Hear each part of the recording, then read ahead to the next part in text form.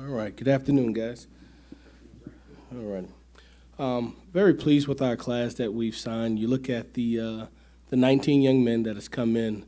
They've really touched on the spots that was most important to our recruiting class. As attrition continues to happen year after year, you look at your roster and at need positions to fulfill the things that are most necessary, and I think we did that. You look at the 10 players on offense, the 9 players on defense at their respected positions, and I think we hit right where we need to be. We'll finish this early signing period with still 4 available spots that we'll seek to fulfill come the February signing period as well. But pleased with what we've done so far. When you look at most of these guys we've recruited for over a year.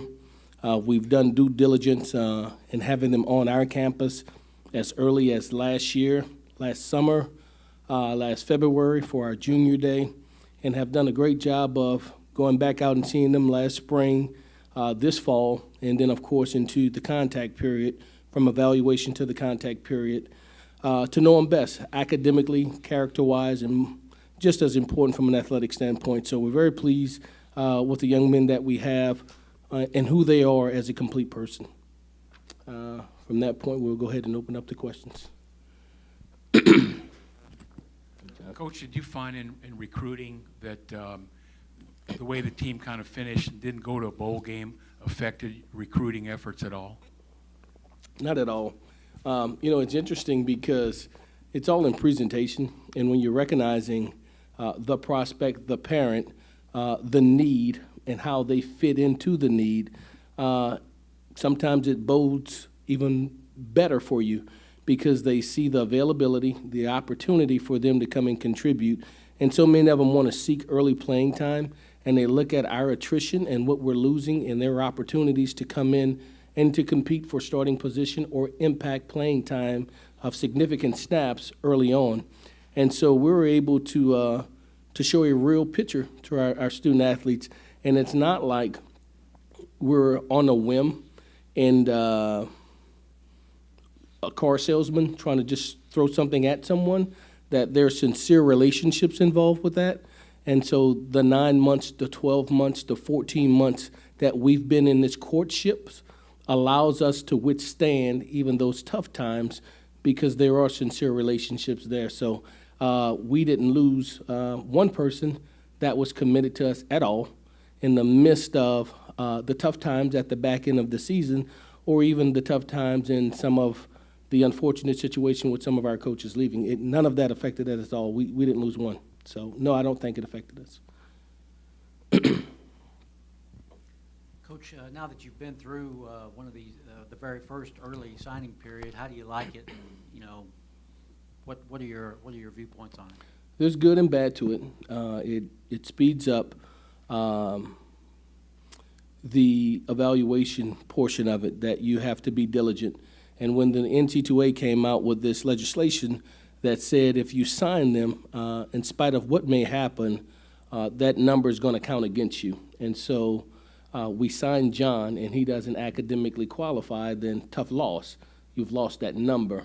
Because they wanted, the NC2A, the governing body, wanted to step in and protect the student athlete, that when they make a verbal or written commitment, it is one that's sincere, that the university is bonded to. And so we're doing that right now. And so our responsibilities are heightened. And so that academic, that character, as well as the athletic evaluation are all true to form. And so it makes you that much more accountable. And so that's what it's done for us at a faster rate. And so we were able to go out and do those things at an accelerated rate and really be on top of our players, to have a graduation plan in place for them, to make sure these student athletes were serious about earning a degree, that when you get them on your campus, that they're not insincere and then compromise the APR of your school. And so we did that work, and they were quality young men both on the field and off the field. And for us, the early signing period just made that come even more apparent to us earlier. Just to follow up on that, do you think the early period, in a sense, helps the so-called group of five programs? Because, you know, we've seen in the past a lot of kids that have committed to UTSA, you know, early, have often, you know, changed, they've often changed to a Power 5 program late. Yeah. Did you find that it helped you in that sense? Yeah, it could hurt you. It could hurt other schools as well as us, if we're not on top of it, I guess. And so what you do is you control the things that you can. And so we go out and we present our program. We go out and present our plan, a blueprint of how you do it. And then we show them time and time again that it's durable, it's bulletproof. We've done this before at a very high level, consistently for many years. And this is our plan for you to graduate. This is our plan for you, your first summer, your first fall, your first spring. And when we lay this out for you, this is how you will graduate. This is our plan for you, how you will play, and we'll get you prepared to play early. With our strength and conditioning program, with our football school, and our curriculum with those things. And so we take our time and we lay it out for the student athlete and their parent, and we think it's a good plan. It's thought out. It's very specific to each individual, and so it's cultivated for them so that they can understand that we have taken a sincere interest in making sure that we have a plan for them. Now, once we do that, that's all we can do. Now, if we would have had some guys who neglected or decided not to sign on today and then sign in February, does that put them at risk to be picked up by a school in a quote-unquote Power 5? Yeah, of course it does. And so we just felt very good about the young men that we were recruiting and that they checked the boxes in all the areas that we were looking for to be an early signee. So we're very fortunate. Frank, you mentioned you have 4 spots left. Do you anticipate that changing any with attrition? And when do you hope to sign those guys? Is that going to be in February? Yeah, so 2 answers to that. 4 is all we can get because that's 25. The other 3 that are not showing up are guys that were pushed forwards that are already currently on the team. So that you may have been thinking 7. So those 3 are currently on our team. So all we have is 4 remaining. So those are those summer guys that you brought in? Yeah, Devin Rothrock and all those guys. All right, so they're here already. So the max that we have for our allotted 25 is 4. So that's all we can sign is 4. As for when we're going to sign them, it varies. Some guys we're engaged in a conversation with at certain position groups that we wish they would have signed today, that we're competing with and still trying to gather information to make sure they check those boxes for us. Then there's some guys that, from an academic standpoint, it's going to take them all the way through May.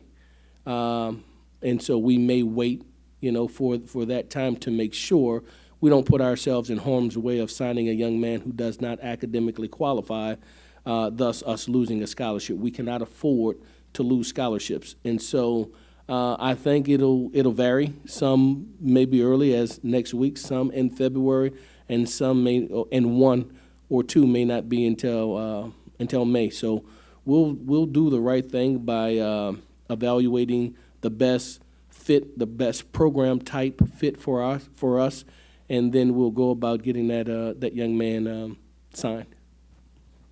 Coach, I think at least one scouting service had 16, I think, 3-star recruits out of this group.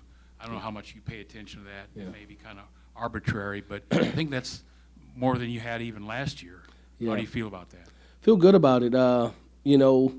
It's interesting because a young man will commit to us, and then we'll get a call from that service that says, can you send us some film or data on it, and we'll provide it for them, and then they'll do their evaluation. But we've already done ours, so regardless of what they say, we trust our evaluation, we trust our trained eyes, a discerning view that we have for many years that has shown to be pretty good. And we trust that, and we don't allow, whether it's Rival, Scout, ESPN, to dictate, although we're very respectful of those sources, they don't necessarily dictate our recruiting, or we star chase, if you will. So, no, I'm not sure how many stars each one of them have. We just know the quality of young men that they are and the quality of players that we've evaluated them and how they fit within our system. But, I don't know. Our young coaches talk about it. One of them had us 4, the other one had us 2nd, the other one had us 1st. So I'm not sure the scouting service is.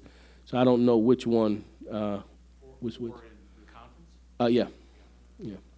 Can you say who maybe is the jewel of this class? Or The jewel. yeah, how about that word? Well, when you go out and you recruit a quarterback who has 50 touchdowns and 1 interception, that's pretty dang on good now. And so we're excited about JoJo Weeks and what he brings to the table. I would say Spencer Burford is a young man that could have played at any university that I've ever coached at. He's one of the most talented, agile big men that we've ever recruited in our time here, probably the most athletic offensive lineman that we've recruited in our time here. We're excited to have him. We have a couple of junior college guys on defense and offense, respectively, defense and offensive line, that we thinking that can come in and be immediate impact players. You take Tyke Kellogg from Tennessee, was last year Mr. Tennessee Player of the Year in the state, that had offers from the University of Tennessee, from Memphis, et cetera. And so we like all of our young men, but I think those guys stand out probably just because of the multitude of options that they may have had in comparison to others. Who were those 2 defensive linemen that you were referring to there? One in particular, Lorenzo Dantzler. Yes, sir, from East Mississippi. Junior college, who was the junior college national champions.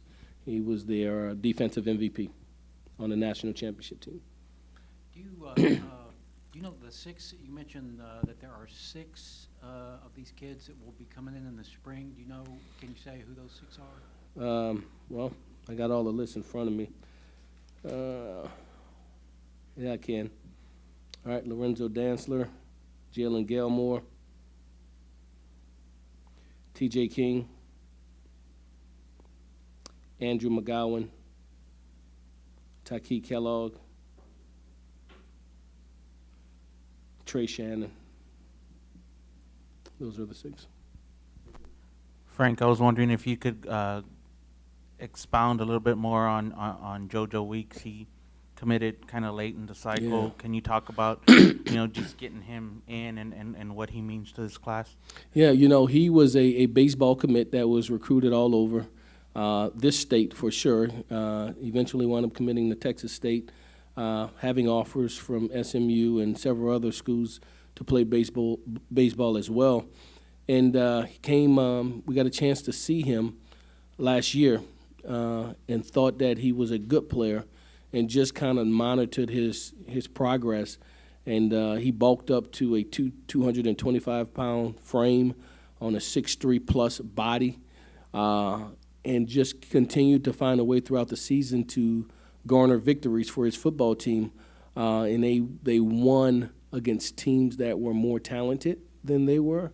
And I think a lot of it, at least from an offensive perspective, could be attributed to this young man because of his poise, his maturity, his football IQ to get his team in plays, in position, and to take care of the football. When that's the name of the game. It's about the ball. And when your touchdown to interception ratio is 50-1. I don't know how many are better than that. And so it caught our attention, and we were able to go down and watch him play in a game. And then right before a semifinal game, they were playing Cuero, quarterfinal game, who was a really good team. And I went and watched him practice that day. And I don't know, he was 24 out of 25, 23 out of 25. I don't know if a ball touched the ground. Certainly not by miscue or errant in his throwing. So his accuracy his precision and ball placement, and it's not like he's throwing to receivers that are Division I prospects. He just has an uncanny way of placing the ball exactly where it needs to be. And so once we didn't know what he would do. He had some pro grades saying that he could be drafted. And so we were just hopeful that we could hold on to him and that nobody would and come and try to steal him away from us. So we, in his case in particular, we were really trying to push this signing date and not let time go and people get wind of him and then want to try to snatch him away. Is he going to play baseball here? I'm not sure. We've talked to our baseball coaches.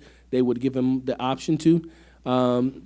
Initially, it was something he talked about, and then in conversation with he and his family, not sure if they'll do that the first year. Just want to help his transition and not overburden him with responsibilities of being a dual sport athlete as a true freshman in high school at the quarterback position in the first or third base position. So I'm not sure, but he will have that opportunity if he chose to do so.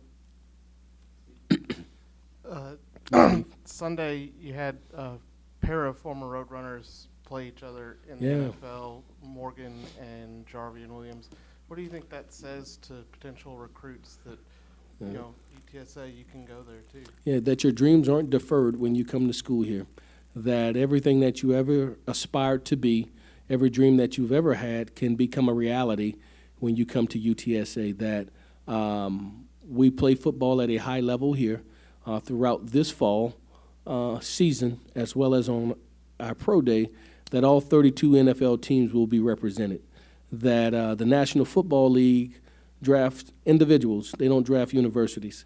And so we're going to put you in a position to develop you, to train you, and give you a platform to have an opportunity to be the best that you can be. And if you are worthy, they'll find you because we'll put you in that position. Coach, I think JoJo was not really recruited for football by anybody else. Was that because he told everybody he was going to play baseball, or why was that, do you think? So he played as an eighth grader, didn't play as a freshman, got hurt as a sophomore, came back as a junior, didn't play as a sophomore, got hurt as a junior, came back and was a full-time starter as a senior.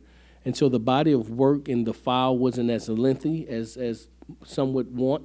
But again, it's an opportunity for you to be able to trust what you've seen and your evaluation. And so he was an early baseball commitment, yes. He did have some pro grades and projections where he could be.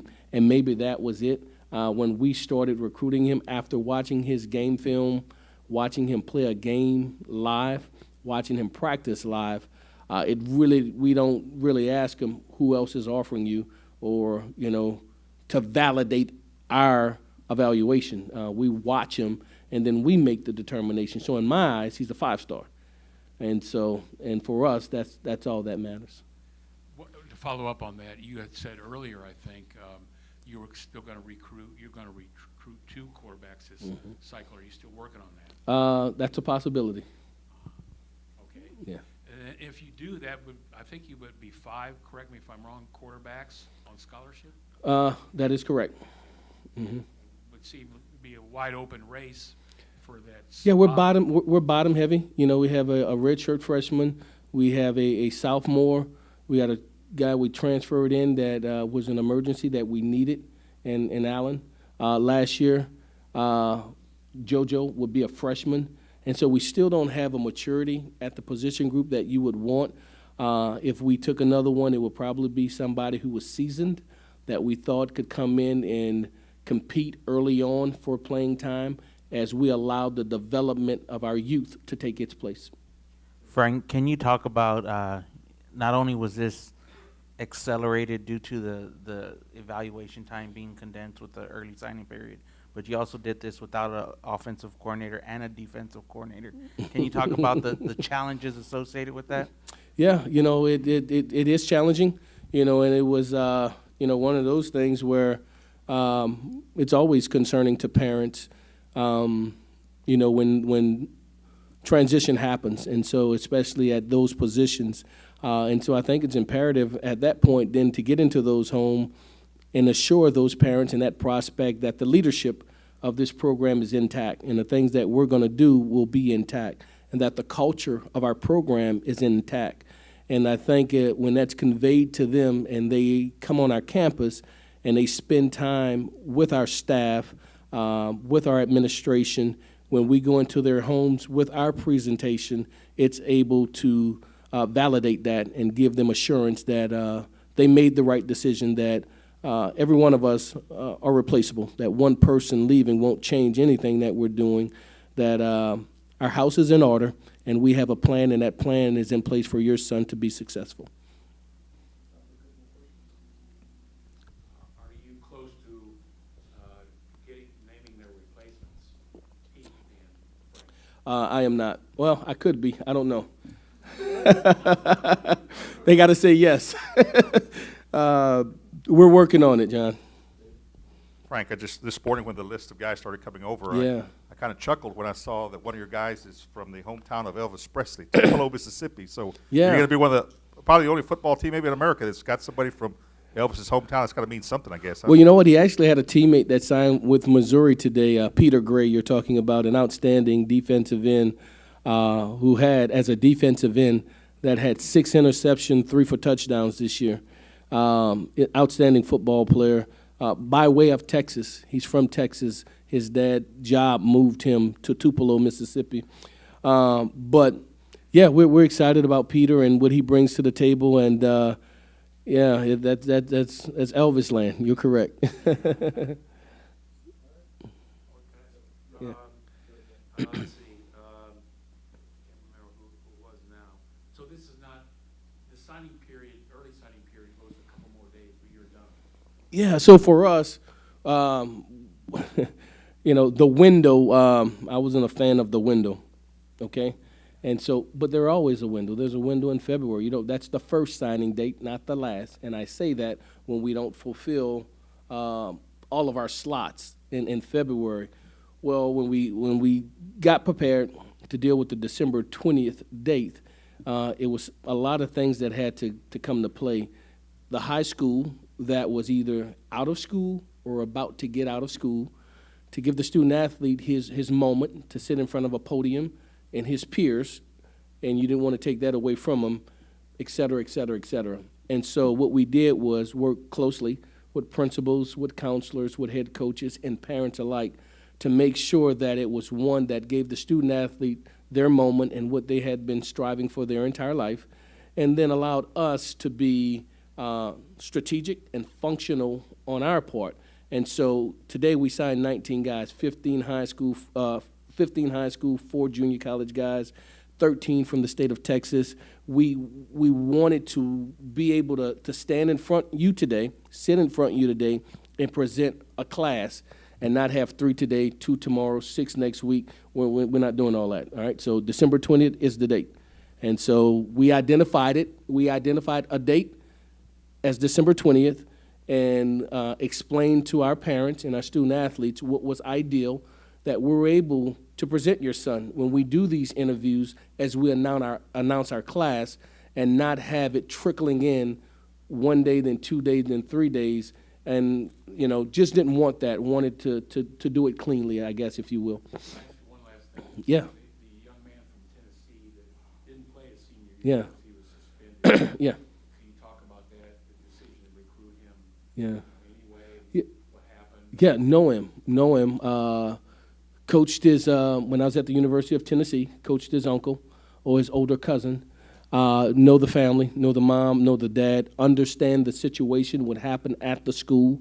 So, and to go there and to talk to the principal, talk to the disciplinarian, to talk to the athletic director, the head coach, and get a feel for what exactly happened and transpired for him not to be playing, and put it in its perspective spot, and still give view to the young man and who he is, all right, and then to bring him here and to have a conversation with he and his parents for whatever may have happened at the school, gave us comfort with moving forward with him. Once we did that and continued to go back week after week and visit with the administration at the high school, we were good. So it was nothing from a legal standpoint.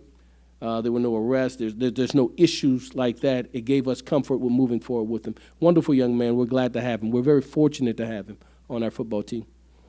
Frank, just want to ask you about this early signing period. I mean, I know that the. Well, you came in late. We already talked about that. No. I'm teasing you. Go ahead. Do you think that that this is going to become the? I know we still have the traditional first Yeah. Wednesday in February all the way to April 1st, but do you think nationally, man? I don't know what's happened so far. I have a feeling a lot of people have signed today. Do you think that this is going to become the day? The December early period will become kind of the de facto signing day? We were wondering about that ourselves, and when talking to my colleagues throughout the country and other conferences, especially the conferences where they're playing or teams that are playing in the playoffs or have January bowls, and they still sign 18, 20, 17, and you would think they will be the ones that would be affected most by it. But when I see from top to bottom, whether it's Sun Belt Conference or the Big 12 or the Pac-12 or the SEC, the same amount of guys at high numbers are signing that, it's something that could catch. I'm not sure. I think if you would have had tremendous disparity where schools may have not signed anybody or signed one or two guys, but guys in our conference or conferences below us were signing the bulk, then we could have had issue there. But that's not what I've seen, and I have not studied. I don't have accurate numbers. Just, talking to, those guys in Baton Rouge and Tuscaloosa and those, they're signing them up. They had a huge day today. And, we had an obligation to do our part to solidify our class, and so we made the most of it to the best of our ability. Thank you guys so much.